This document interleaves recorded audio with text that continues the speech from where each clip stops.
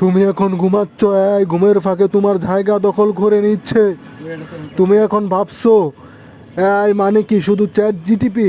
Reality check করো ভাই, ইহাই তোমার লেখা লিখে দিচ্ছে, তোমার ছবি আঁকছে, এমনকি তোমার কণ্ঠস্বর নকল করছে।